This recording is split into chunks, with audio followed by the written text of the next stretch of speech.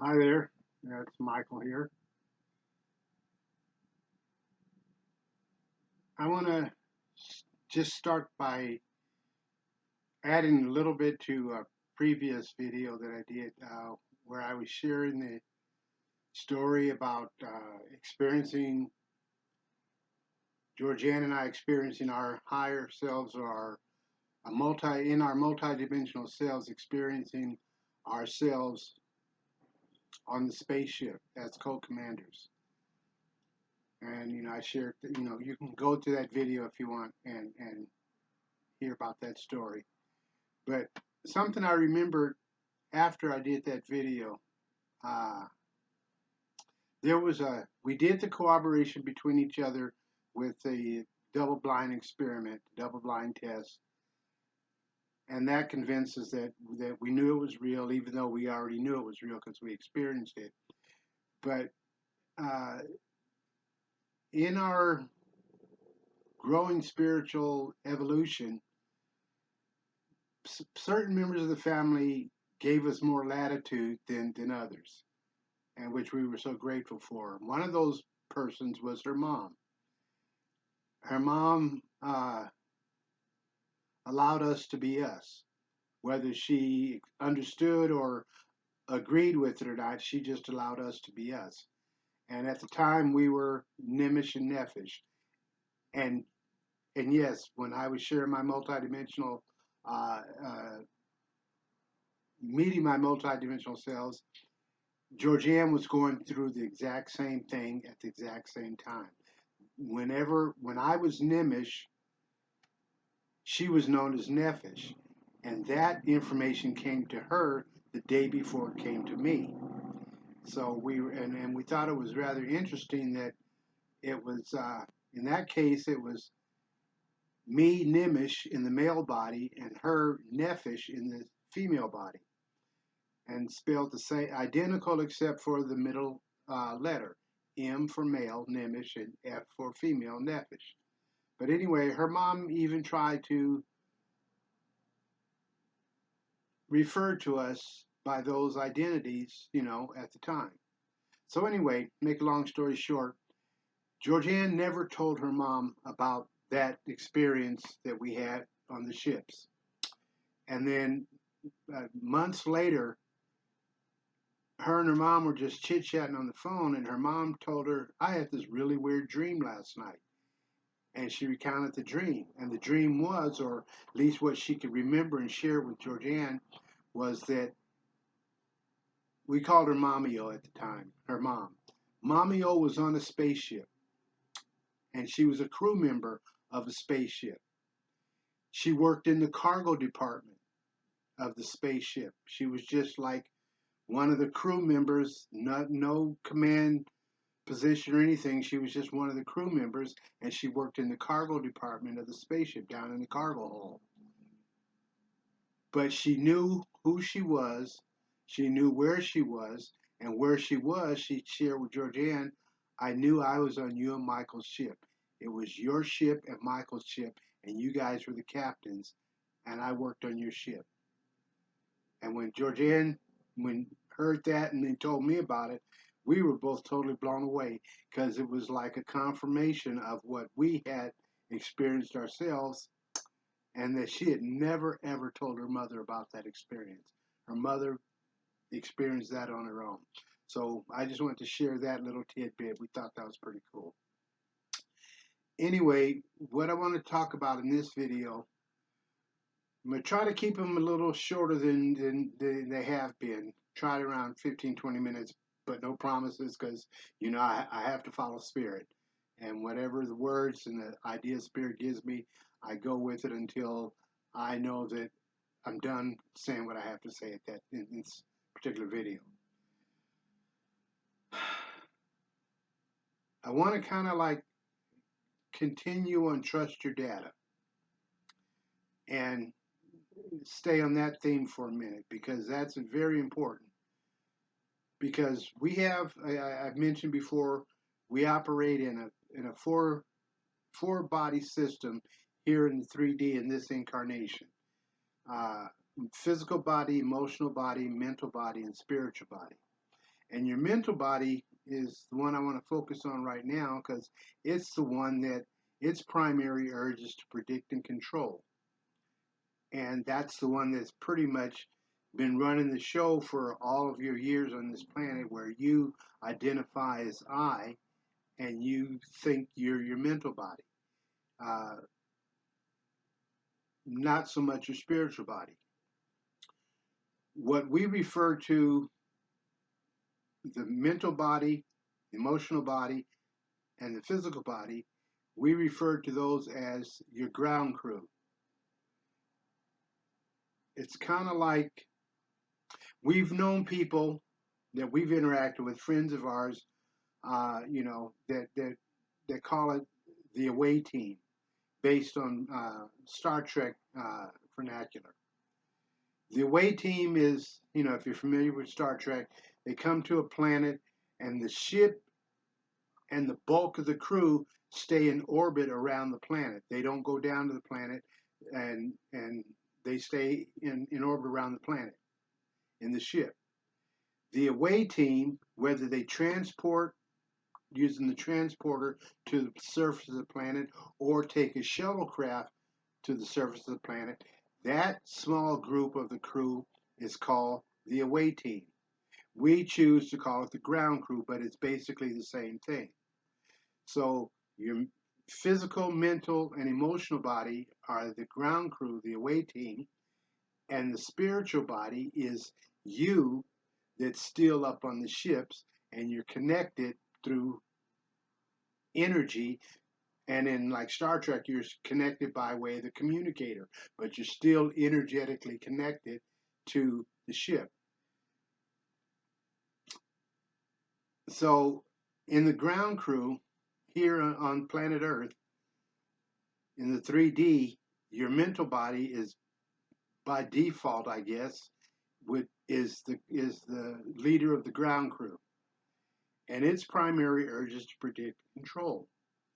Which back again in that one incident I shared in the Trust Your Data video, higher self, when giving me that information of my origin into the 3D, my initial origin of incarnation into the 3D was Galaxy M116, and immediately said, "Tell your mental body, or yeah, tell Georgianne before your mental body calls bullshit," because it knew that my mental body, with its primary urge to predict and control, was going to call bullshit on the data. That's the thrust of this video right now. As you go through your evolution, and I say trust your data because you will get data that's outside the parameters of the mental body's understanding and filters, it will call bullshit. I went through it, Georgianne went through it, everybody goes through it because we all grew up and incarnated and grew up in this dimension, in this environment, under the same conditions of your mental body is running the away team, the ground crew, and its primary urge to predict and control. So what happened, what happens, what happened to us, and we don't think we're any special than anybody else. So what happens to us, we allow to happen for everybody else. So what happens is, after a period of time of following down this path of, attempting to follow spirit, attempting to incorporate or integrate or engage in your spiritual evolution, your mental body is going to fuss and fight. It's going to fuss and fight because it really doesn't want to relinquish control. It's been running the show and it's really comfortable trying to predict and control your environment, even though it wasn't designed to. It only has like 10% control over its environment, and the rest is just, hit and miss. But for the most part, it will try to run the show and continue to.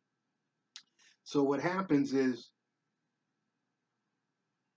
in your endeavor to follow spirit, your higher self, spirit will give your mental body eventually enough evidence to where it will say, okay, I understand you got this. And it takes a period of time, and you continue to do the work. You utilize the tools, specifically the one that I've so far shared with you, rescinding the vows, and your pictures of reality will eventually organically change, and that will be evidence for your mental body that this is real. You will start having experiences that you'll recognize are outside of the parameters of the mental body. The mental body itself will start recognizing, and there will be a point where you'll get past the 50%. Your mental body will relax and say, okay, I'll go along with this follow spirit thing. But it, like I said, it's going to fight tooth and nail. And I'm just going to give you a warning that it will always be there to antagonize you, the spiritual body. But you, the spiritual body, are the one that has direct access to higher self, not your emotions a little bit more so than the mental body. Actually, the physical body and the emotional body have a closer connection to higher self than your mental body. Your mental body is the last one to know what's going on for the most part, but it's in this illusion of the third dimension. It thinks it's running the show, and it absolutely is not. I shared that with, the illustration of how much control you have over your physical body. Very little. 10% I gave the figure, and that was being very liberal. So the other 90 is higher self through the spiritual body works through that. So in your following spirit, try to maintain your focus through your spiritual body in meditating and just going about what you do, in your understanding and recognition of things that go through your head. One of the things Hilarious taught us was 60 to 80% of the thoughts aren't even yours. I think I mentioned that before. We're all receivers, telepathic receivers and transmitters. We're unconscious to it, but it goes on all the time. Excuse me. And so more than half the stuff that goes through your head isn't even you. So pay attention to what goes through your head. What I've always used and still do to this day is, how does it make me feel? I incorporate my emotional body in this process. How does it make me feel? Does it make me feel good, or does it make me feel lousy? Because higher self, the big me, has my best interest in mind at all times. So it's not going to hurt me. It's not going to do something to make me miserable. So if I'm watching a thought, I usually call it just watching the clouds go by, stuff going through my head. I'm just out there cloud watching for the most part. What I choose to focus on of those clouds as I'm cloud watching are the ones that make me feel good. Now, I'm not perfect. I've gotten to this place now, but like I said, this is a journey of over 25, closer to 30 years now, and it's like it's a process. Close to 25 years, but anyway, it's still a process. It's a learning process. It's an evolution, and you will eventually get there. Now, it's not going to take you who are listening to this video. It's not going to take you that long, because there is an acceleration. The force of evolution is at hand, and there's a quickening since around, I'd say, 2008. Between that period, between 2008 2012, there has been a quickening on the planet. The vibrational level of the planet is rising. I don't know if you've ever heard of the Schumann resonance, but it's a big thing going on right now that a lot of the people are talking about in the New Age / metaphysical community about, and this is documented.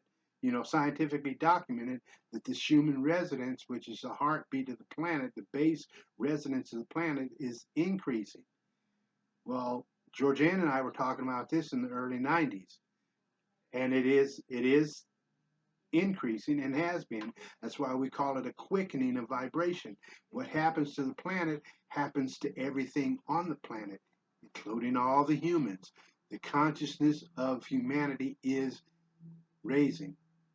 And the fact that I'm doing these series of videos now is now time because it's in the process of this quickening. I'm sharing this data because a lot of people are going through this more so than 20 years ago, 15 years ago. I could have done these videos and you know most people wouldn't have got it.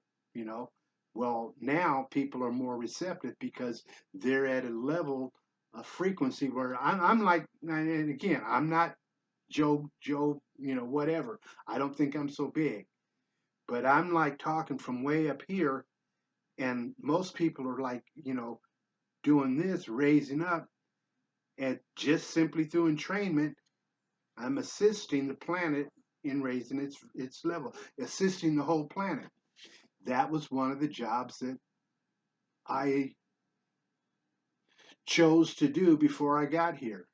Uh, if you do any research into Dolores Cannon, she has this concept of 3 waves of light workers. And I'm considered a first waver.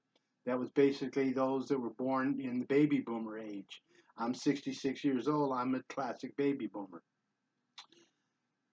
We came in and we set what we call light codes in our DNA to start going off, firing, activating right around 1988, 1990, right at and around the harmonic convergence. And you can look that up and see what I'm talking about. But anyway, that's when, my light code started going off. Even though I had been waking up much earlier than that, because in 1976 is the first time I interacted with Sananda Kumara. And he told me, yes, you're on the right path. You will make it. And then, after that. But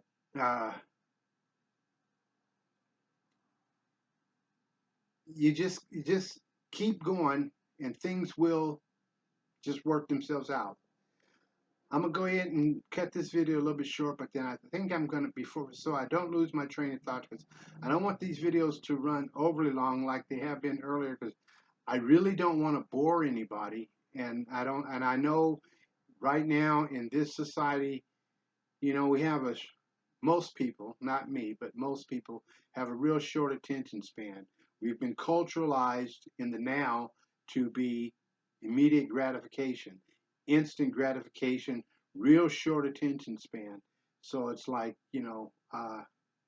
if it's overly long, nobody wants to spend the time to listen to it. That's like if you look most videos on YouTube are no more than 15, or generally they cut it off at 15 minutes, which YouTube has had it set that way because they're aware of the attention span. Mine have been tending to run a little bit longer because I've just been following Spirit, speaking as Spirit tells me to until it's done. And so but I've consulted with Spirit on this, higher self, and I got the okay to cut them short a little bit, shorter. But like I said, I'm gonna shut this one, stop this one, and then so that I can continue my train of thought, I will start another video and pick up where this one left off, because I'm really not done. Okay, so anyway, love you, blessings on your journey, and I will see you like real soon. Okay.